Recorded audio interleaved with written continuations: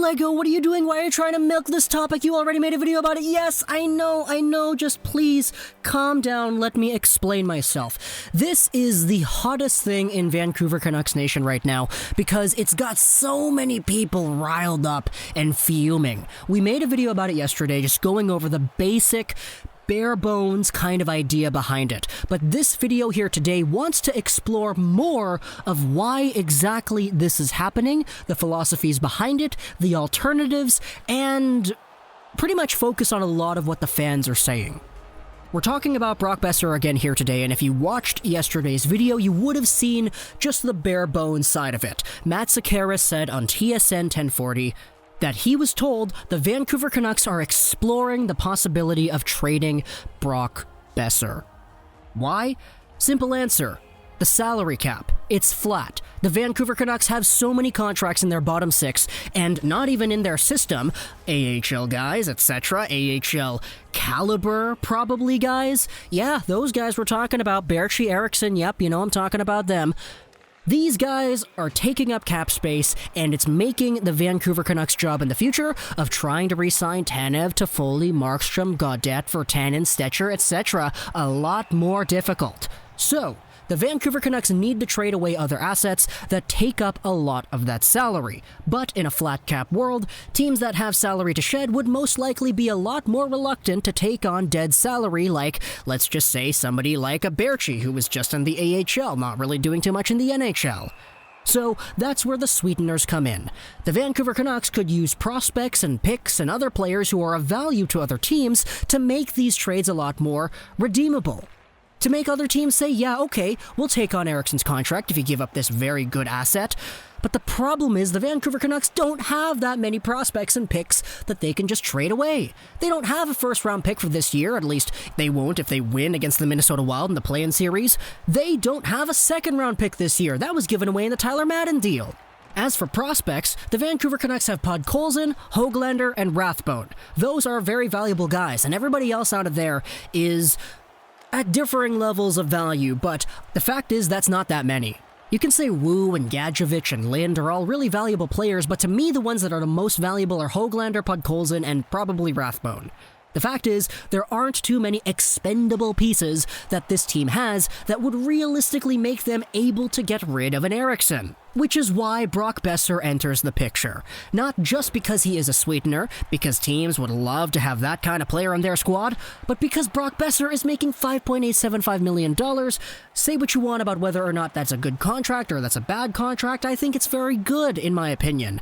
But 5.875 is 5.875, and if you can package that alongside of Louis Eriksson, add them together for a total of almost $12 million you're taking off of your cap, then that sounds very good, and the window of signing a Toffoli, a Markstrom, etc. is much easier to see, I would say. But the fact that the Vancouver Canucks would need to explore such options is an indicator that makes a lot of Canucks fans say, okay, well, therein lies the problem. The Vancouver Canucks have wasted so much money on bottom six players who aren't worth the cap hit, and as a result, their solution is now trying to think about potential trades for one of the best young guys the team has ever had. At the same time, devil's advocate does exist. Matt Sekeres did go on to TSN and he did clarify things a little bit more. He said this, I'm not saying that Brock Boeser is being shopped or that he is on the trading block. The Vancouver Canucks sit down and they think about how they're going to fit everyone. One of the things that's come up is Boeser's $6 million salary. We also have Dan Riccio of Sportsnet saying this on Twitter, that he hears the Canucks will explore trading players not named Elias or Quinn this offseason. Elias and Quinn are both making just entry-level deals. They're under $1 million each year. Obviously, bonuses affect that, etc. But AAV, it's 900-something. They are very valuable players. They are franchise-level defining talents, so they're kind of exempt from all this. But everybody else, Bo, Miller, Boeser, it's fair game in the eyes of the Vancouver Canucks management because if you're a team that needs to improve its situation, you take a look at all options. Does that mean that Boeser is going to be traded? No. In fact, if I was a betting man, I'd say that he probably doesn't get traded. But because it's in the media, because it's in the news, and because we have ourselves an idea that has established itself right here, here's a tweet from Vanessa Jang talking about Matt Sekeres and what he said on TSN 1040. The Canucks are committed to Markstrom and they won't lose Demko for nothing. Benning wants to re-sign Toffoli to avoid criticism. That is the biggest idea here that has started to stir up even more controversy than we already had. Just the fact that Boeser would be on the trade block is one thing, but if it's because they want to keep Tyler Toffoli that they are willing to get rid of a Boeser, that is a completely other thing. Vancouver Canucks fans have been comparing Tyler Toffoli and Brock Boeser throughout the past 11-ish hours. Yeah, it's 2 a.m. as I record this video, but there's been this new argument that's brought itself up as to who's more valuable and who you like to keep long-term between Boeser and Toffoli. Because of this quote right here, because of this idea that the Vancouver Canucks, in order to re-sign Tyler Toffoli, would be willing to explore a Boeser trade. It's something that is honestly quite poetic. Once Boeser leaves the Vancouver Canucks towards the end of the year with an injury, the Vancouver Canucks acquire Tyler Toffoli to fill in that role that Boeser had. Toffoli came in, he was a pretty good player all around, not just in the offensive zone. The guy could defend, he could win board battles, he could position himself properly, and he could come up on the rush. He could do all these things that Boeser, although very skilled at offense, just wasn't all around able to do. Which is why people are saying, you know what? Tyler Toffoli is a better hockey player than Brock Boeser is. Boeser is the better point scorer, but Tyler Toffoli is a better all-around player. Which is why Jim Benning would want to sign him instead of Boeser. But then there's the other side of the coin that you have to take a look at too. Tyler Toffoli's best NHL production season was 58 points, and he is 28 years old, and he's going to be a UFA. Brock Boeser, at 22 years of age, under contract for the next 2 or 3 seasons, has gotten to 55 twice. Who cares if the two-way thing is Tyler Toffoli's mastery? Hockey is a game where you score goals, and you win by scoring goals, and Boeser helps the team score more goals. It's just, you know, whichever perspective you lean on is probably very defendable. It's just whether or not you value one or the other, that's the important thing here, and it's why people have gotten so upset and critical of others' opinions. This whole Boeser versus Toffoli thing that has started up on Canucks Twitter, it's huge now. And to me, when I take a look at this, I just get upset. Because we shouldn't even be in a position where this has happened. The Vancouver Canucks general management has gotten to a point of its irresponsibility being so strong that so much money is tied up into things that we don't even use that now we're in a position where we have to deal away Boeser.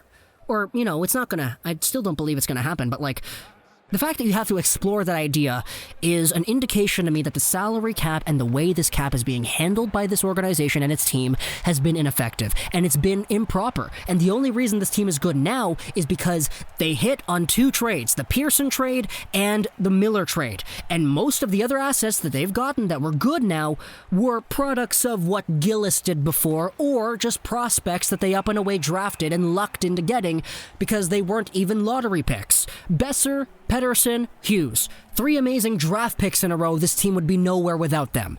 The trades, while scarce, they've been somewhat okay, but it's only been the Miller and the Pearson trade that have actually been really good. Free agency signings, though? Nah. Look at what's gone on with this team. Eriksson, Myers, Beagle, Roussel, Ferland. Not to mention the extensions to Sutter, etc.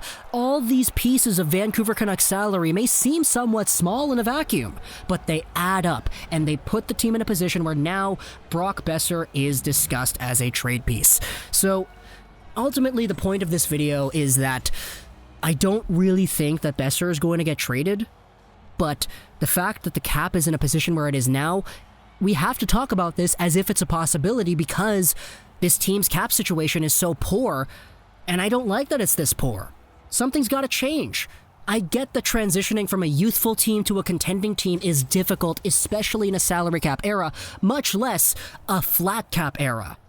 But the fact is, if this Canucks team wants to remain competitive and they want to keep Toffoli, man, something's got to give. Something is going to have to change. I personally don't believe it's going to be a Boeser trade, but if something else gets done where we have to say goodbye to a future piece like a Podkolzin or a Höglander, I honestly would not be surprised if we see that happen.